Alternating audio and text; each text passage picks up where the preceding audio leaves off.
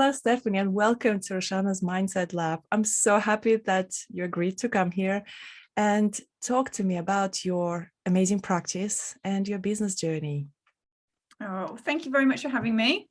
Wonderful. I'm not too sure I'd use the word amazing, but I really appreciate the compliment. I feel like I just do my thing and kind of a little bit hope for the best, but yeah, it's not freewheeling entirely, but yeah, it's I just take each day and just do my thing. So if that works, that works.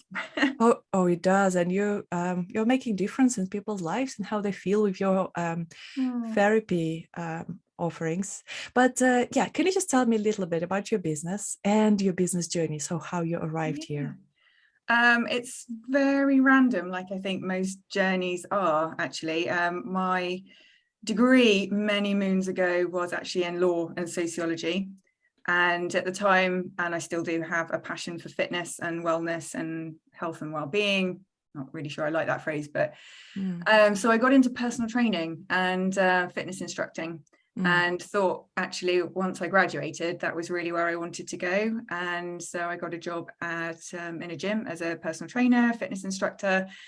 And during that time, I got injured and I went to see a lady who was recommended to me in Stratford-upon-Avon, which is my hometown.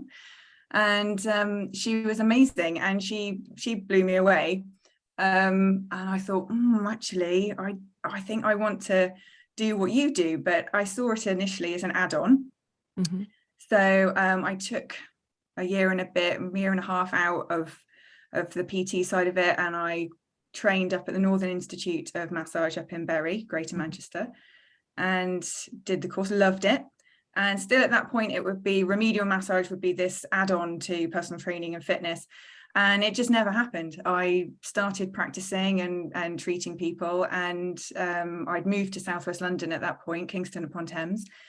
And it just went from there, really. I didn't do any more personal training. I was teaching a few spin classes, but it naturally and organically kind of just for me evolved into just the massage was what I wanted to do. I loved the conversation. I loved the variety of people.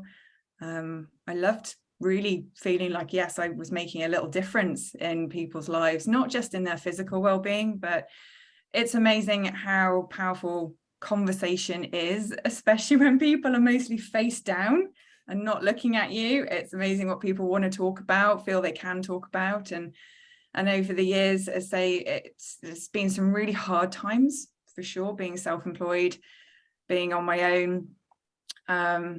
But you know, you live and learn. And I joined at the time quite a lot of networking groups when I was in London. I felt it was just important to work in my business as well as on my business. And I learned a lot from other self-employed people that were not in my industry. And I always think that was really key, that actually business principles do cross over from one industry to another. You just got to be smart about it. And so I really found that the first 5 years were a learning curve. I was in London 8.5 years. And then I got to a point where, ironically, business was really good for the last sort of 2-3 years.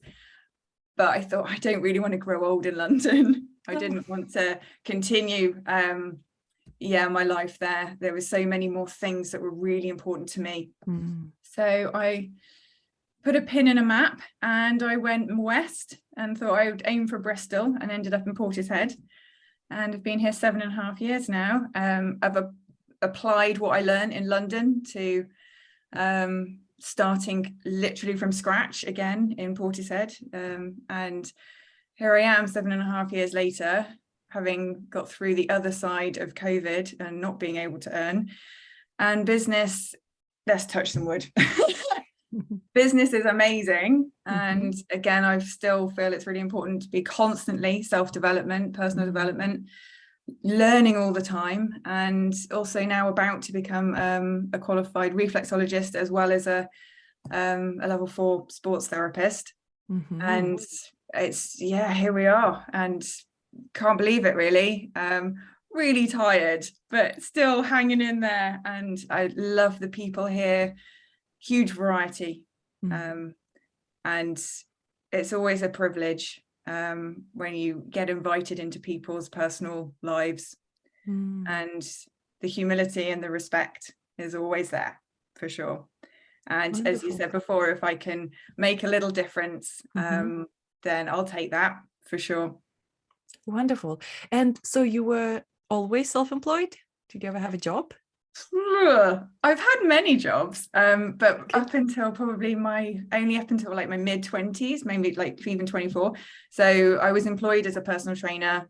I've always worked with the general public, actually since I was 10. So even just even like little like Saturday jobs. And so I grew up really quickly because I was around adults all the time. So yes, I have been employed at various sort of summer jobs and always worked. And again, in lots of different environments as well, from just commercial shops to supermarkets to working behind a bar, but it was really when I sort of moved to Southwest London in 2007, beginning of 2007, and I just went straight for it. I didn't even know what it meant to be self-employed. I just guessed. I was like, this is make it up as I go.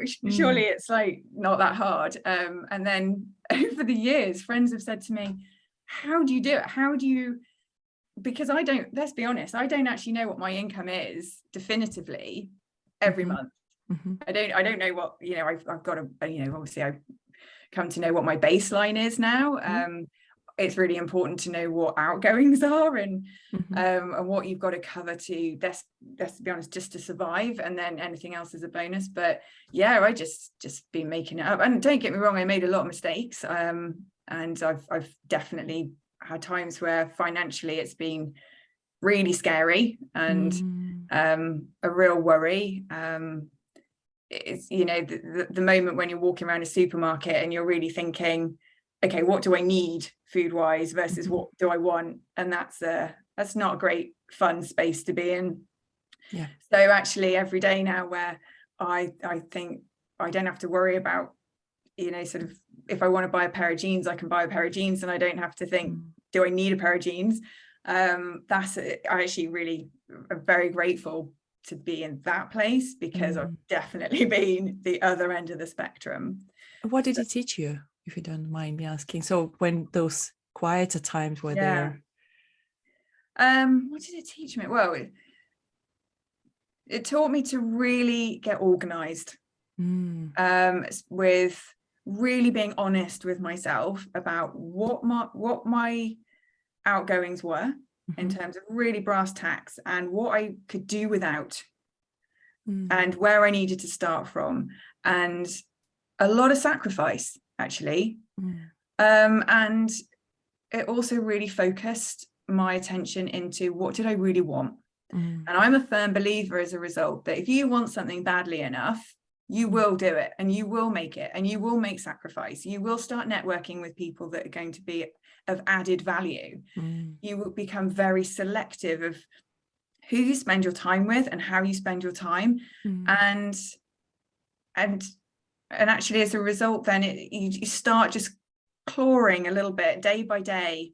If you're very savvy about your time and how you spend it and who you spend it with, I think you get there. But I don't think things happen overnight. And when I talk to newly qualified therapists coming up, unfortunately, the dialogue is still very similar. They know somebody who's got a wait list of clients, and they're, potentially making all this money and doing really well, and actually they've got so many clients, they need a new therapist to come in and take on some of their help. And they just have these visions that, oh, it's self-employed, you can take holidays when you like, and you can be really flexible with your working hours, and actually you can dictate your earnings. Sorry, it definitely depends on industry, I'm sure, but I still don't think that's the case. I think you've got to be very honest with yourself. When you're qualified, clients just don't automatically know that you're qualified or if you're any good, and therapy is very personal. So essentially you've got to put the work in. And actually I made myself so available to anybody and everybody And no, holidays even now, 15, 16 years in, they are few and far between, because no, you don't get holiday pay, you don't get sick pay. But you know, you do learn that work-life balance is super crucial. But actually, Rushana, I didn't, and actually I don't even have a work-life balance now for periods of time. I certainly don't, but I really didn't back in the day. Luckily I was in my mid-20s, and I'm gonna pull the age card, because actually you are a bit invincible in your 20s. But yeah, now I'm 40, less so. But yeah, learned so much, and still learning. Yeah. So if someone decided that, you know, this is a path for them, so they went off, got their qualification in, say, sport therapy, for example, then what do they need to do? Were you implying marketing efforts, and you mentioned networking? Was it anything else? How do you make yourself visible in front of your potential clients? What did you do? There's so many different ways, and it is very different today compared to how it was 15 years ago. I mean, I was still doing that really useless task of leafleting through doors. Like, no one does that. I mean, it's such a ridiculous return. It's like 0.2% or something that you get. But weirdly, at the time, physically doing it and putting leaflets through the door, it does make you feel very productive for a start. And it's almost like energetically you're putting yourself out there. Nice. It's I definitely think there's something in that. I think if you're mentally putting yourself out there, then physically that will follow as well. So you can't deny there is very much a need for an online presence. Otherwise it's game over. I think now, ironically, it's more of a social media presence than it is just having a website.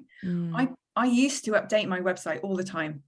I still have my original website. It's a very simple black and white catalogue website, and it just does what it says on the tin. It's my info, it's how I help, it's what I help with, it's my prices, it's my availability, and my contact details. And you know, that's kind of it.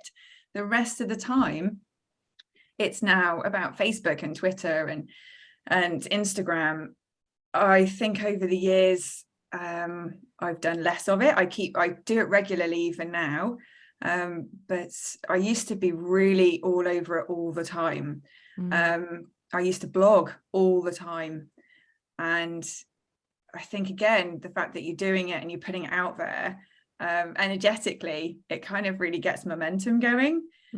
Undeniably, I hate to say it, but sorry, word of mouth is still the most powerful tool of any therapist. So I would always say to people, how do you want to work for a start? Is that in a clinic around other professionals? Is that working from home? Is it renting a space?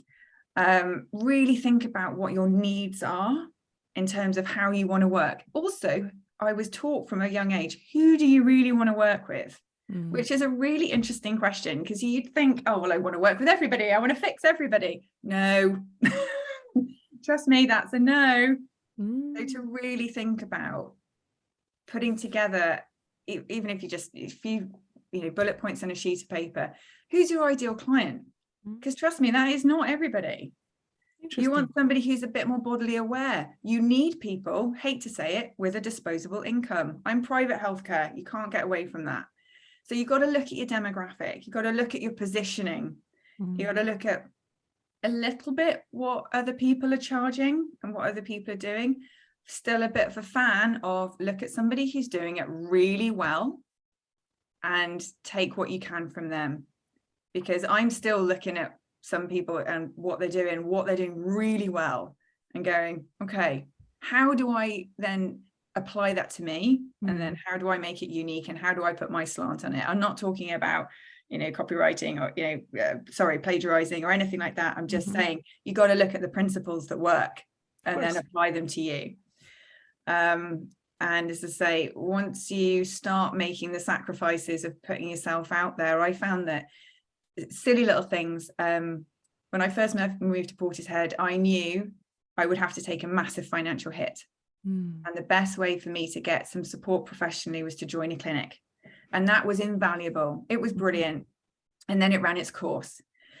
But whilst I was there, I'd already learned back in London that doing charity events were brilliant. I could donate my time, showcase my skills, and all the proceeds would go to charity.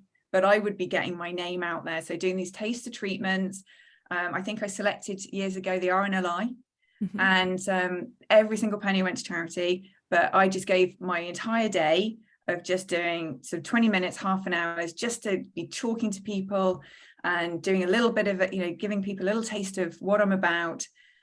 And I think we've already established I'm a talker. So the other thing I would do, and when I joined the clinic, I wouldn't just sit upstairs in my treatment room. I was in between clients. I was quiet because obviously no one knew me. And I would always be sat in reception, and I would always be talking to every single person that would be coming through the doors to see other professionals, so that suddenly there's a face to a name that they say on the notice board. They know who the massage therapist is.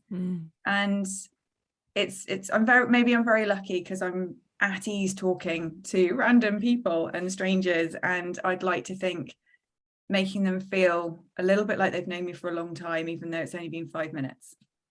Wonderful. Wow, this is really interesting. And now just fast forward to the now. And you and I, we had a chat before this, and you mentioned that you're working on this reflexology qualification. So tell me a little bit about that. So why did you decide to do this? And it's a big investment of time and effort and money, isn't it? Massive. A little bit more so than I actually anticipated, not gonna lie. Well,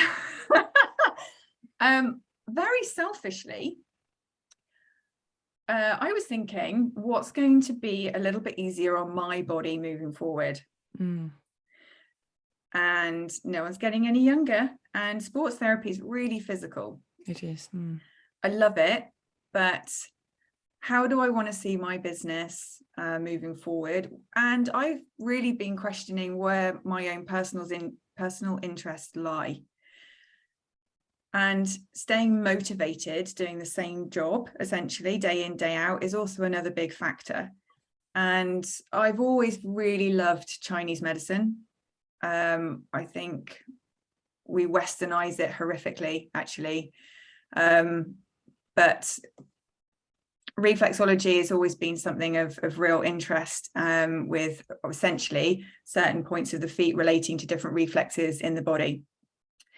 And I thought, do you know what? I get to sit down.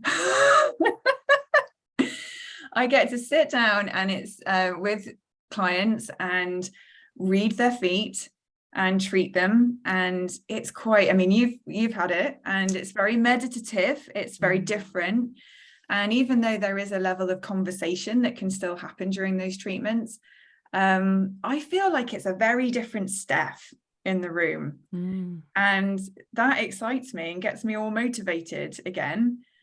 Especially with, I've noticed I can really just sit and read people's feet, and it can now take me even longer than sometimes the treatment. I'm like, oh, but I'm noticing this and I'm noticing that. And it's really exciting when I'm able to apply a whole nother therapy, which includes not just the musculoskeletal system.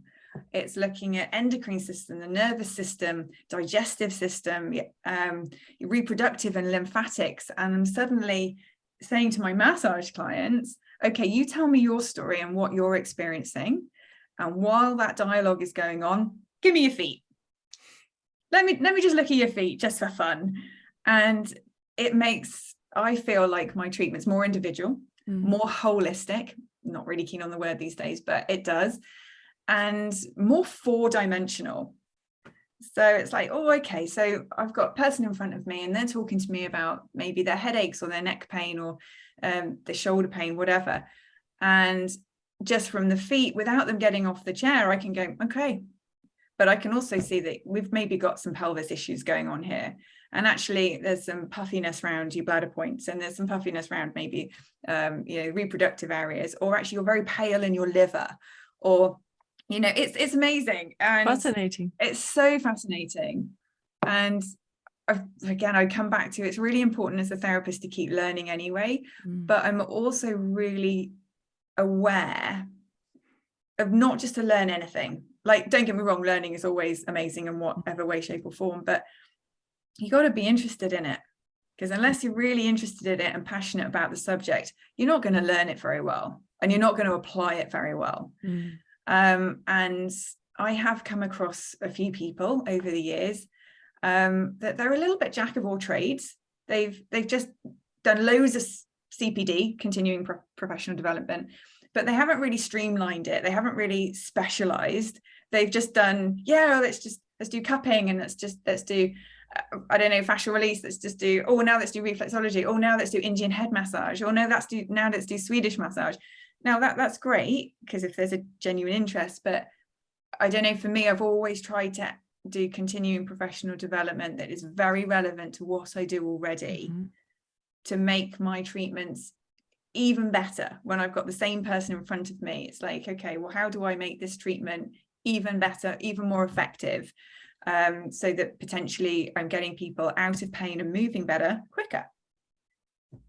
But the reflexology side of it is another level. And I still love the fact that both my massage clients and the people who've come in for reflexology, they open up to me in a way that's really very special. And their headspace has always been a huge part of my treatments and my interests. There's no way you can cut off head from body.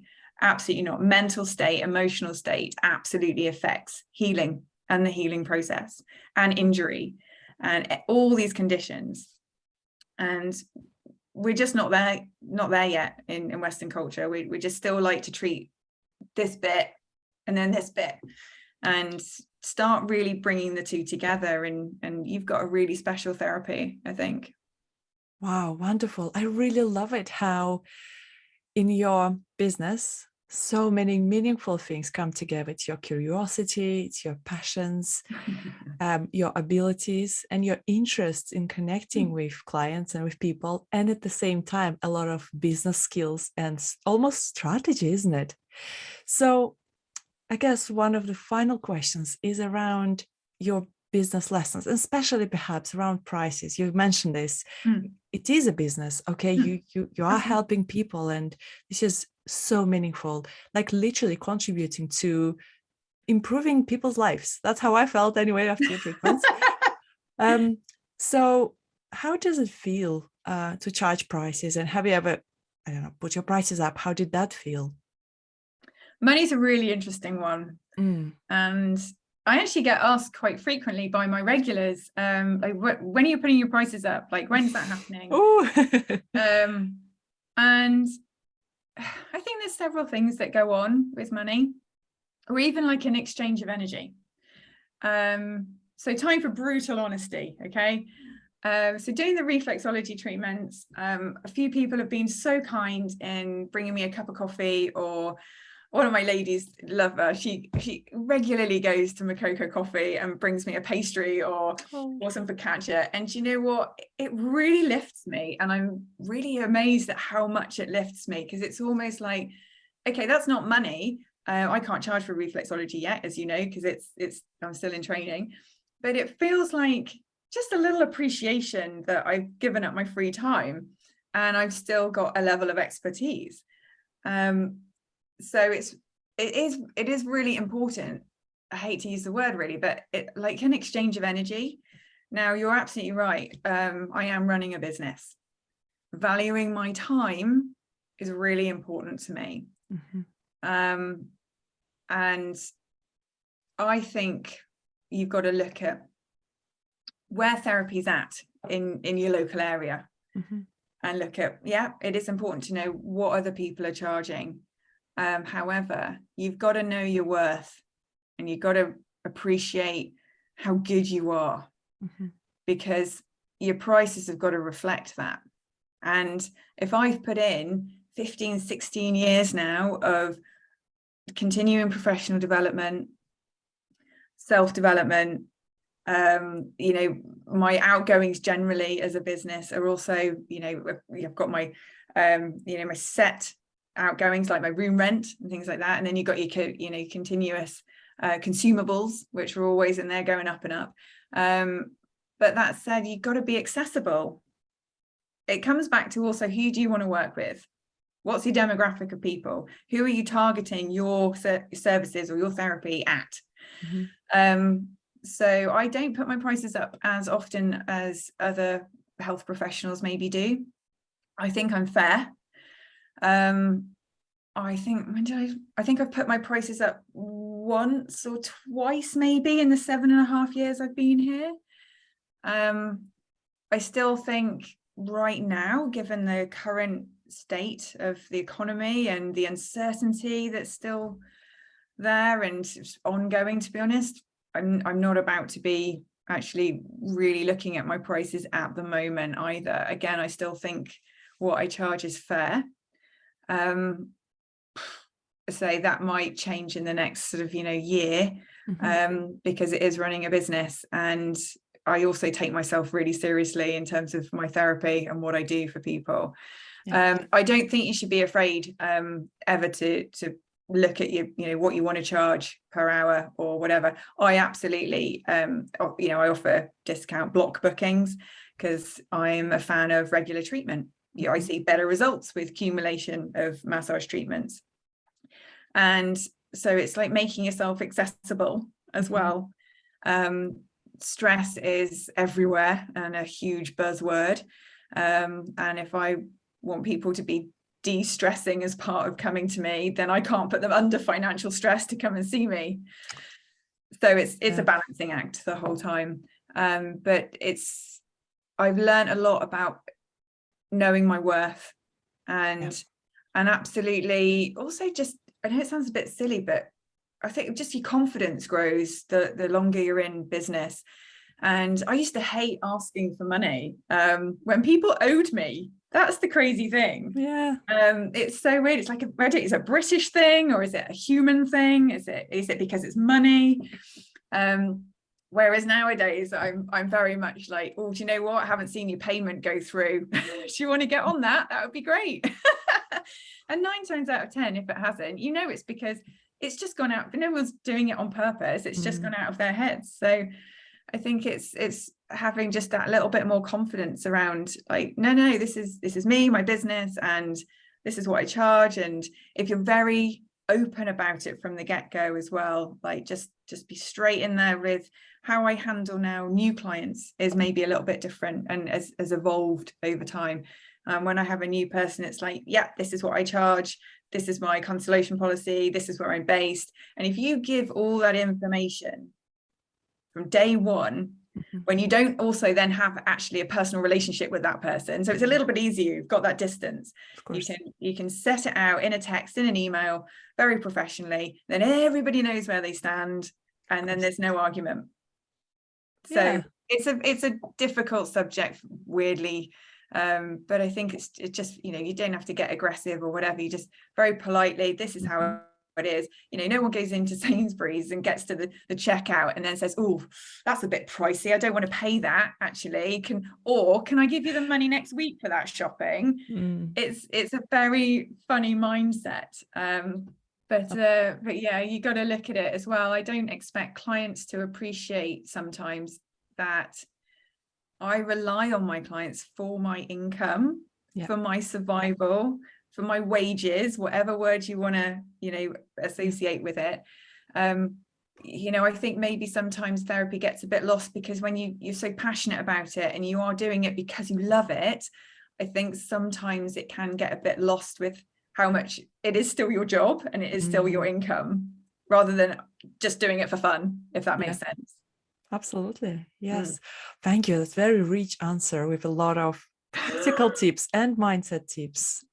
I loved it. Thank you. Now, Stephanie, what does future hold for your business? Win the lottery and move abroad? I don't know. On the list. I'll be honest, I don't know. Okay. I haven't. The last few years for everybody has, I think, knocked us all for six a little bit. I used to really have an idea of where I wanted to go with work. And I honestly don't. I feel like we're all surviving actually a little bit at the moment. The world is a crazy place. And I really feel that with clients as well. I really feel, there's a shift going on and an uncertainty. So on the one hand, I'd be lying if I said I wasn't just taking this year, next year, maybe a little bit treading water, like as it comes. So sort of almost like keeping my head down and just doing what I do. I'm getting to a point where I would love to do a little bit less. I'd love to be working a 4-day week rather than, a 5 or 6 day week. But I can't really put a time frame on that. So right now I'm just going to shelve that. I know that's where I want to be. I feel like it's very easy to burn out, and I'm aware that actually I am a little bit, I've been burnt out before years ago. I am my own worst enemy. I do take on a bit too much, and I'm very much kind of on that edge. So I'm not afraid to admit that I'm getting a little bit of support myself each week at the moment, and then hopefully I'll be able to take the foot off the gas a little bit next year. But yeah, just my business is so amazing, and I feel like actually I could potter along for a few years where it's at right now. But if anything, it's just to probably streamline a bit more into the reflexology area next year, see how that grows organically, and then see maybe in 5 years whether I can just go, oh, do you know what, I'm just going to do 4 days, or even like 3 days and a half day. Excitement. Just to take a little bit more time for myself, because unless you're investing in yourself, you've got nothing to give anybody else. And I really can't stress that enough. I know it sounds a bit cliche or a bit trite, but it's true. If you're not looking after yourself properly, you end up just really not having much to give. And I would hate for my treatments or my level to suddenly become substandard.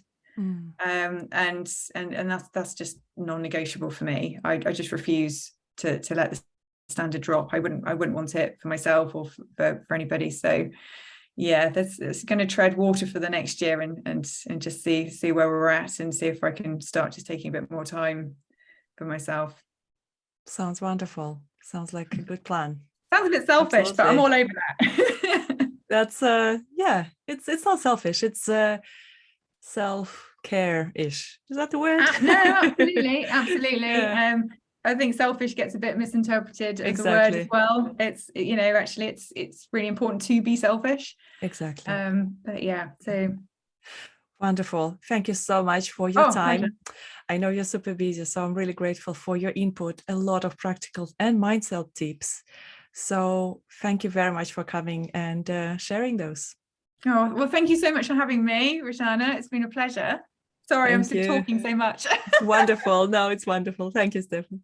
Pleasure. Take care.